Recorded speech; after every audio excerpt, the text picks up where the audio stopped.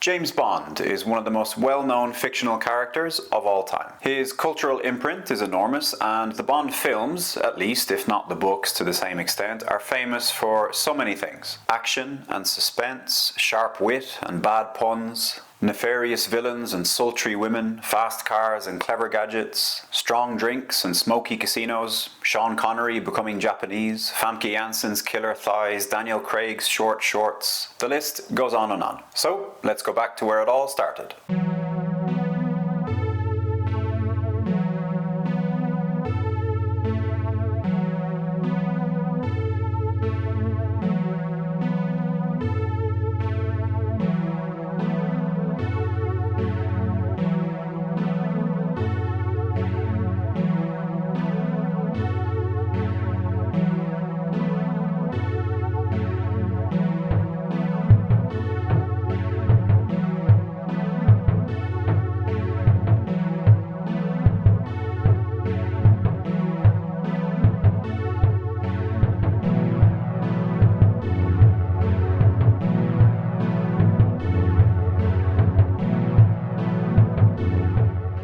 Welcome to the Politics of Fiction. I'm Darren. I look at literature through a political lens, and today we're talking about Casino Royale by Ian Fleming. So let's do a quick review first before we get into the politics. So this was my first time reading a Bond book, and it was definitely not quite what I expected. Overall, I'd say I did not like it, and the two words I would use to describe it are boring and unpleasant. The first half is particularly boring, with the tedious card game taking up most of it, and then the second half is particularly unpleasant, with the torture and the diving into Bond's psyche, and to be honest, there was very little I enjoyed about it. I didn't think it was interesting or fun or entertaining in any way. There are very few themes or ideas dealt with in any kind of engaging way. The main character repulsed me, and there's not much to any of the other characters. And finally, some of Fleming's own objectionable opinions definitely come through in the text, which put me off a little as well. Let's talk about the plot. The story is very simple. There's a job for Bond which involves playing cards. So he plays cards for quite a long stretch of the book. At first he loses, but then he wins. How exciting. His companion gets kidnapped, or so it seems. He pursues, he gets kidnapped and tortured, and then there's a quite unsatisfying resolution that sees them both escape. Then they spend some time together, Bond falls for her, and it all ends tragically and quite suddenly. So the first problem for me in terms of story is that the stakes are just so low. I don't mean the stakes in the game of Baccarat, although that's confusing as well, because it's all in francs and then occasionally it's converted to sterling, and this is back in the 1950s, so you're trying to figure out how much they're actually playing for. Anyway, I mean in terms of the plot and the import of Bond's mission, the stakes are low. The aim of the mission is to embarrass or ruin one particular Soviet agent, which isn't really that gripping. There's not really any espionage in the book. There's no spying, there's no gathering of information. There are no funny little gadgets, no suspense, no mysteries to be solved. There's no ingenuity on display from any of the characters. This may all be more realistic, in Fleming's opinion, but it's boring. There's very little action and no entertainment. So as I said, the first half of the book is taken up with the card game. Now, Baccarat seems very dull to me. The games are quick and simple, but there's nothing really of interest being described. And it seems almost completely based on luck, much more so than poker, for example. So is there any action in the novel, apart from cards being passed around a table and drinks being consumed? Well, at one point, Bond falls out of a chair to foil a gunman's attack. That was interesting, I suppose. More interesting than the Baccarat, anyway. And then there's a lengthy car chase, very lengthy, not very exciting, not very well described. And then there is an interminable, gruesome torture scene, none of which is entertaining as far as I'm concerned. Let's talk about Fleming's writing. So apparently the idea he had with the Bond books was to take the kind of pulpy espionage fiction that was around at the time and make it more like literature, with more developed themes and characters and writing. I think he partially succeeded in doing that. His prose is certainly not awful, and there are a few nice lines in there, and he does give you a lot of insight into Bond's character. But there's plenty of clunky writing in there too. and too many passages where he goes for quite a literary description and it just falls a bit flat. He just doesn't quite have the talent to make that work, I'm afraid, unlike someone like Raymond Chandler, for example. Throughout most of the book, I'd say the writing is functional and prosaic, with the odd good or bad line here and there. A lot of his favoured words and phrases are overused as well, and this makes the text a bit repetitive, which is not a good thing to notice in a short book. But ultimately, Fleming's writing isn't really what makes or breaks the novel. I think it's mostly fine, it's serviceable, it's sometimes pretty decent, sometimes not great, it's rarely terrible, and the issues I had with the book mostly lay elsewhere. In terms of the characters, obviously the novel is dominated by the protagonist, the man, the myth, the legend himself, James Bond. He's such a legend, he can't even be bothered coming up with a pseudonym when he's off doing undercover secret agent stuff. The perspective that Fleming uses allows us inside Bond's head to a great extent throughout the book, and we're privy to a lot of his thoughts and feelings, such as they are. In fact, I think at times we probably get a bit too much of Bond's inner monologue, leaving not much for the reader to infer. But the far bigger problem here is just how awful a person Bond is, and how incredibly unpleasant it is to be inside the head of such an unmitigated bastard. Bond is cold and detached to the point of sociopathy. He's violent and brutal. He's bigoted and flagrantly sexist, and he's also just dull. There's nothing captivating about him, except maybe the fact that he smokes 70 cigarettes a day, because that's just ridiculous. Now, I do think Fleming deserves some credit for showing Bond as this troubled and broken character, whether that's from his youth or from the war or whatever. He has ended up in this ostensibly kind of glamorous job of secret agent because he has this cold ruthlessness, because he can be utilized as a tool. And we see the stark lack of glamour in his profession very clearly. Fleming's Bond is not an aspirational figure for young boys or anything the way the Bond of the movies might have been. And I also credit Fleming for attempting to show Bond's depth, his vulnerability, his reflections on his own life, his job, etc., as opposed to the one-dimensional character we see in most of the films. But crucially, it's still just isn't very interesting to read, because he's such a horrible human and he's not a compelling enough character to overcome that. So I have no interest in discovering his inner workings, his views on women, his self-pitying vulnerability, and so I never really engaged with him as a character. In terms of the other characters, the villain, Le Chiffre, is, like Bond, quite dull. He's not particularly intelligent or witty or scary or anything. He's ruthless in a generic way. His origin story is a little interesting. The fact that his sloppiness got him into this debt that he's trying to win back by gambling is a nice character detail, but we don't really get too much more of that from him. For the most part, we see him playing cards and being impassive. Then we see him torturing Bond, and he does have a nice kind of villain patter going on in that scene, talking to Bond about how there's no hope for him, etc. But there's just not really much substance to him or style, and the lack of both of those things is a pretty critical shortcoming for a villain. Then we have Vesper, Bond's colleague and the Bond girl of the book. The problem with her is we only see her through Bond's eyes, so she's presented as a potential conquest or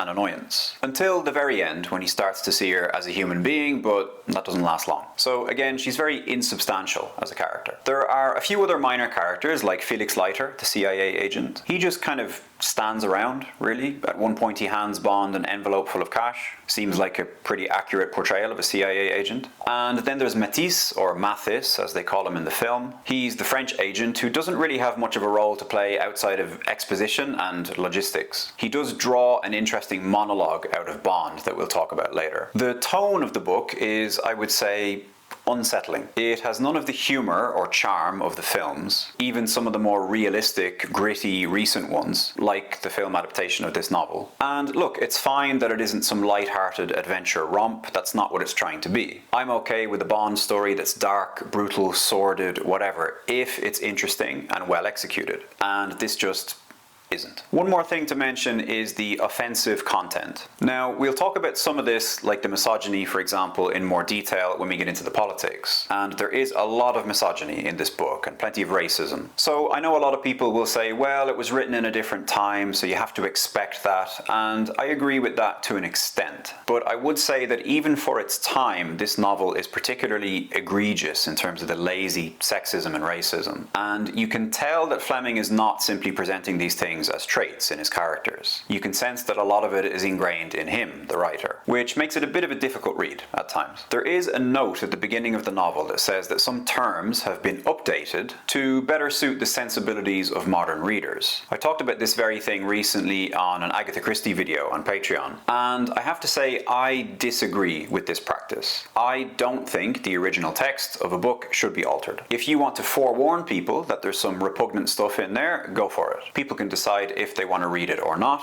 and if they do, they can decide what they think of it. And it will tell them a lot about the time it was written, about the author, etc. But just leave the book as it was written. It is what it is. That's how it was created by the author, so that's how it should remain. And then people can make their own judgment about it. So, let's get into the politics of the novel. We'll talk first about the geopolitical angle and how this book is very much a product of the Cold War. The novel revolves around the Western fear of the Soviet Union and of communism, which of course kept the British, American and French intelligence communities busy in the decades after World War II. But as we said already, in this book the stakes are very low. Le Chiffre is the paymaster of a communist-controlled trade union in France, described in a dossier in the novel as a Soviet fifth column. And so the idea is to kind of ridicule and destroy this one Soviet agent, which will bankrupt the Union, for the good of the UK and NATO. Inspirational. And near the end of the novel, we're told that the French Communist Party is now in chaos, much to the glee of Bond and Matisse. And this really just highlights for me the kind of petty nonsense that went on during the Cold War. I'm not sure if all the furtive espionage, chessboard, one-upmanship bollocks was actually that much more effective than something like World War I. Everyone spying on everyone else, moles and double agents and triple agents, leaks everywhere, no integrity in any system or institution. When you have intelligence and surveillance on that scale, are you actually keeping any secrets? Or are you just maintaining a pretense of keeping them? And I mean, to the ruling classes, it was all just a game. It's no different, again, to all those old wars in Europe. All those imperialist jollies of bored aristocrats sending foot soldiers off to their deaths for little or no material gain. There's a really interesting class element to the British intelligence community as well. You know, it's full of all these Oxbridge chaps from esteemed families who would never dream of getting a real job. Fleming was very much of that class himself, and you can tell from the way Bond and British prestige and interests and so on are presented in the novel. Bond is very much the man in charge of the mission, with M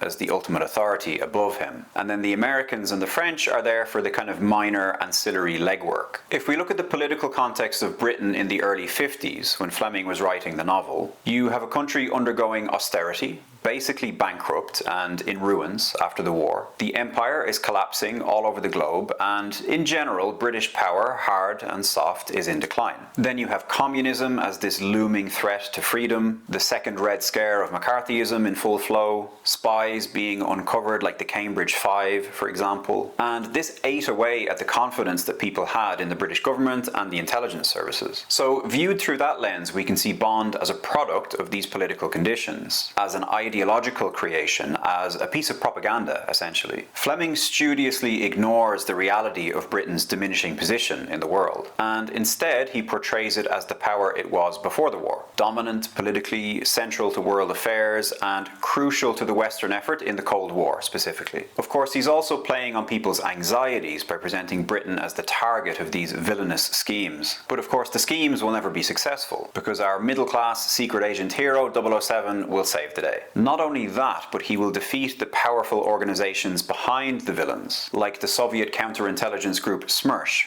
that comes up in the novel. And he'll also uncover double agents to put the minds of the British people at ease. Bond exists to express that kind of patriotic pride that British people couldn't really indulge in the real world at this time. Serving Her Majesty's government with distinction and bravery and borderline sex crimes, upholding Western values, beating back the red hordes, all that chauvinistic nonsense. Speaking of Western values, the capitalist obsession with consumerism is conspicuous in the novel. Bond is indulgent when it comes to cars, food and drink, and women, which to him belong in the same category. He mentions in the book that his car is his only personal hobby and that he takes a ridiculous pleasure in what he eats and drinks. He knows a lot about vodka and champagne and caviar, and he's always name-dropping brands, showing off his superpower of refinement, which really makes him the perfect poster boy for that kind of empty, superficial jingoism that defined the Western posture during the Cold War, painting many of the faults of its society as virtues, while indulging in all the same nefarious activities as the other side. Which brings us to our second point of good and evil as they are presented to us in the novel. So one of the only really interesting passages in the book, for me, centers on this idea of good versus evil. This is James Bond's post-torture existential crisis, essentially, where he has this epiphany that good and evil are simply a matter of perspective, a question of institutional and ideological subjectivity. So Bond is in his hospital bed, recovering, and he's talking to Matisse. Here are a few quotes from Bond. "When one's young, it seems very easy to distinguish between right and wrong. But as one gets older, it becomes more difficult. At school, it's easy to pick out one's own villains and heroes, and one grows up wanting to be a hero and kill the villains. But when the hero, Le Chiffre, starts to kill the villain, Bond, and the villain Bond knows he isn't a villain at all, you see the other side of the medal. The villains and heroes get all mixed up. Of course, patriotism comes along and makes it seem fairly alright, but this country right or wrong business is getting a little out of date. Today we're fighting communism. Okay. If I'd been alive 50 years ago, the brand of conservatism we have today would have been damn near called communism, and we should have been told to go and fight that.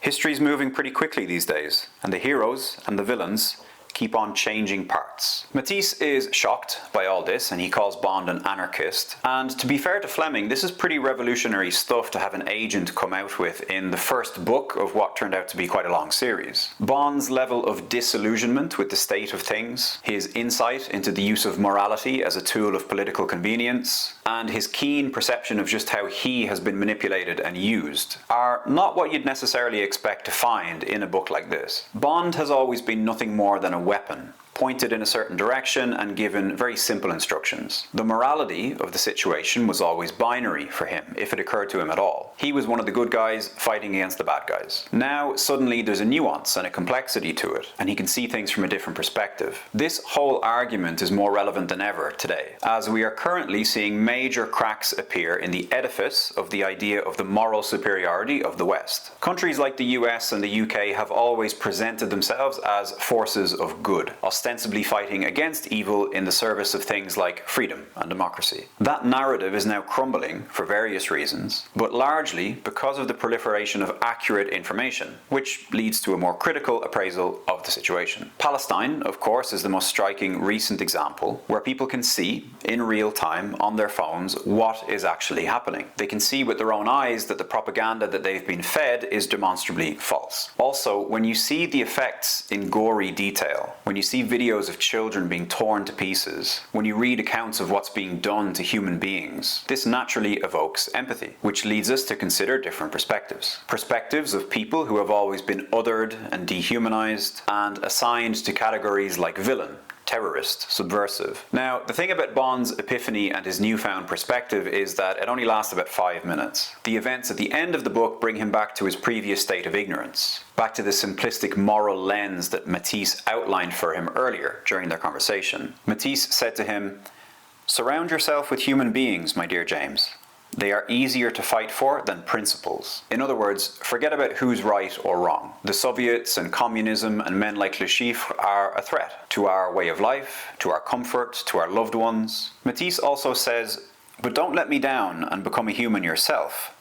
We would lose such a wonderful machine," which is telling because that is what Bond reverts to by the end of the book. A machine, a tool, a weapon to be used against the other side. The fact that he's often only known as a number, 007, shows that dehumanization, which is necessary for him to be able to fulfill his purpose. Bond doesn't even have anyone to fight for the way Matisse does, so instead he'll just fight for an idea, an ideology, a country, a way of life. And that's what he continued to do in the subsequent novels, rendering this little blip of moral insight and perspicacity and conscience obsolete. I guess it would have been a pretty short series of books otherwise. Let's talk finally about masculinity and misogyny. So, like I said, we get inside Bond's head quite a lot throughout the book. And so we get a good idea of how he sees himself, the world, women, and so on. And I would say the dominant part of his own personality and his identity is his masculinity. Bond is obviously a very damaged individual, and whatever course his life has taken him on up to this point, he's ended up with this overwhelming insecurity, and he attempts attempts to placate this by kind of solemnly performing this aggressive, merciless masculinity with violence, emotional detachment, indulgence in cars and alcohol, and sexual conquest all being key elements of that. And adopting this potent, domineering persona appears to be the only way he knows how to function, and the only way that he can insulate himself from potential vulnerability. Another important facet of Bond's masculinity is his compulsion to be in control, to always have power in any situation. This is expressed in his desire to work alone. We also see it when he takes pleasure in dominating his opponent, in this case Le Chiffre in the card game. He seems to be drawn to gambling in general as a way to defeat the odds and the other players, to dominate and to ensure the submission of others to his will. Which brings us to the primary and the most troubling way that Bond's masculinity and his will to dominate and control manifest themselves, which is in his attitude to and conduct towards women. So let's talk about Bond's misogyny. Bond very clearly despises women and sees them as inferior. Here are two quotes that sum up his attitude. "Women were for recreation.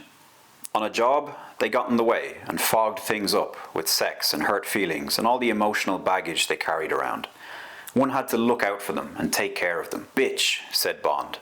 And then remembering the Munces, he said, "Bitch," again, more loudly, and walked out of the room. And the second one, this was just what he had been afraid of. These blithering women who thought they could do a man's work. Why the hell couldn't they stay at home and mind their pots and pans and stick to their frocks and gossip and leave men's work to the men?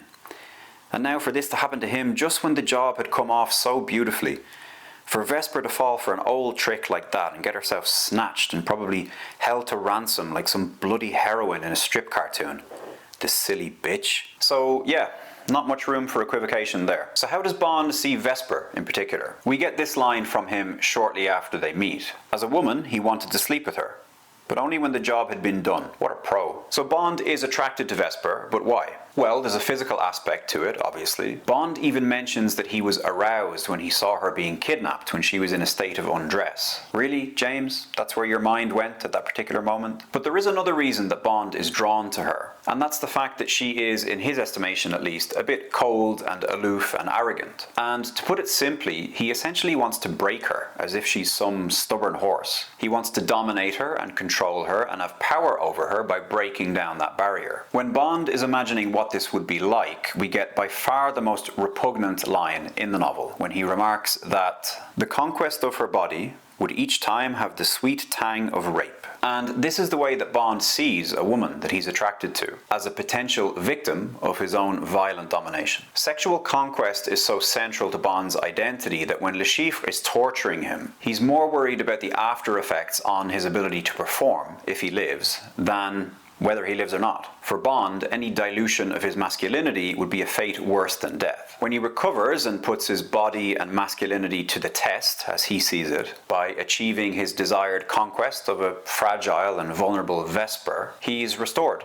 He's a man again. All is right with the world. One final thing to mention alongside Bond's misogyny is Ian Fleming's misogyny. I personally don't think Bond's attitudes are presented critically. I don't think they're being satirized by Fleming. I don't think we're supposed to disapprove too strongly of what Bond thinks. If anything, I got the impression that we're supposed to find his exasperated sexist outbursts quite funny. We're not supposed to be provoked into reflection on gender equality or patriarchy or anything like that. I have seen people argue that it's not as simple as that, but either way, there are plenty of lines in the book that don't come from Bond that for me show Fleming's misogyny, and his disregard for women as anything but objects of sexual desire. There are some particularly lascivious and repetitive descriptions of Vesper's body, for example. And like I said earlier, when it comes to sexism and racism and things like that, you always get the argument that it was a different time with different values. But Fleming appears to have been particularly prone to displaying this kind of chauvinism, even compared to the norms of his generation. So if the book had been thrilling and well written, I might have been able to overlook some of the offensive stuff and go on to read and enjoy more of the books in the series. But as it is, Fleming's views are just one of many negative points that ultimately, for me, made Casino Royale a very tedious and